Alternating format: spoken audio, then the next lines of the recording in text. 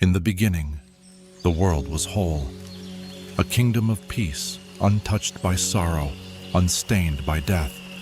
And then came a decision, a decree from the very throne of heaven.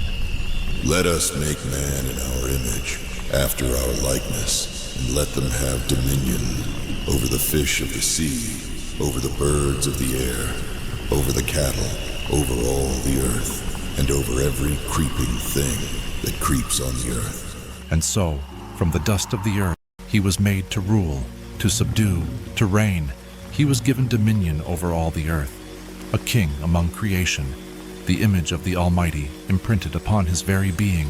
The Lord prepared a home for him, a garden, Eden, a land overflowing with beauty, a realm where heaven touched the earth. And in this garden, God planted two trees, one, the tree of life, a promise of eternity, the other, the tree of the knowledge of good and evil. All right, I thought I would jump on here very quickly and just share a few things about what it means to be blessed. And I started a video a while back and put it out there very quickly saying that God does not bless in just one dimension. He's a multi-dimension blessing God, meaning when he blesses, there are dynamics, there are a series of things that go into play in this blessing. It's not just an empty, shallow, blessed situation that you're experiencing or that you might take for granted. But to begin this conversation, I thought I would open up something here in Genesis where the scriptures talk about how that God blessed the animals and then he blessed Adam and Eve. And here's what I mean by he's not a single-dimensional blessing God. It's multidimensional. Look at this. This is Genesis chapter 1, looking at verse 22. And the scripture says, "And God blessed them, saying, be fruitful and multiply." Them, he's talking about, well, in verse 22, "And God said, let the waters bring forth abundantly the moving creature that hath life, and the fowl that may fly above the earth in the open firmament of heaven. And God created great whales and every living creature that moveth, which the waters brought forth abundantly after their kind, and every winged fowl after his kind. And God saw that it was good." So when we hit verse 22, it says, "And God blessed them, saying, be fruitful and multiply, and fill the waters in the seas, and let the fowl multiply in the earth. And the evening and the morning were the fifth day." Now, this thing about God blessing the animals, it's multidimensional because he says, be fruitful and multiply. It's not just be fruitful, but it's be fruitful and multiply. Now, on one level, we can look at that and say, well, the animals, when they procreated, there could have been a situation where God had created a family of elephants, okay? And the male and the female elephant comes together and they have little baby elephants, and it stops right there. They're being fruitful, but now those babies that they had will grow up and they'll become adult elephants, of which those adult elephants can begin to procreate and multiply the family. And it's not just adding families, it's multiplying families. So there's a dimension here. And when it comes to let's see here.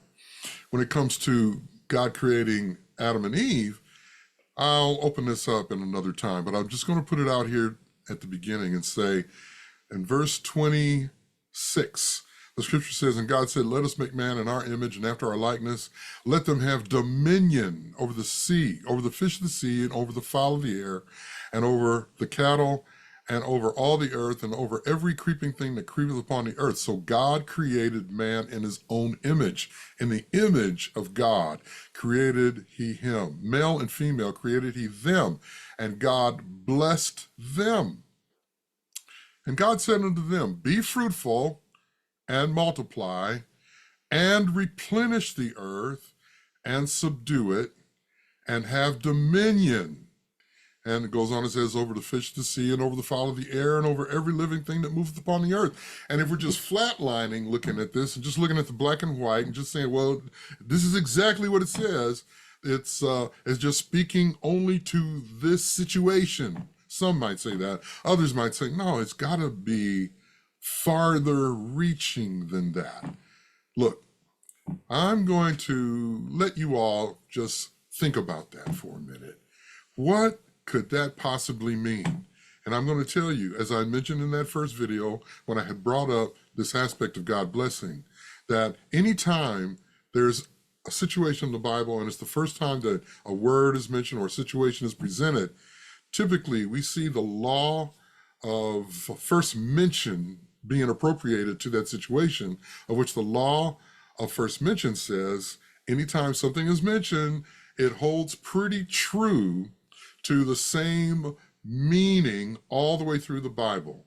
So when we're looking at the word blessing, think about how multidimensional this is that we're looking at when God said, bless them and said unto them 5 things: be fruitful, multiply, replenish, subdue, have dominion. Just think about it.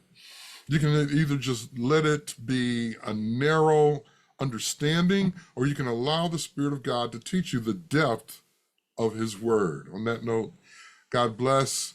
Like, subscribe, share the video. I would encourage you to get a hold of my book, because the more time that I spend on this channel talking about all of these, we're going to begin to understand how everything comes back to the love of God. There wouldn't be an Adam and Eve with everything already provided for them by the time that God had made them, except that He loved them and had everything ready to go for them. All right, I'm going to stop right there. God bless. Write something in the commentaries. Write something in the comments and let me review them. Give me your thoughts on being blessed or being one that is a blesser. How about that? All right. God bless. Bye-bye.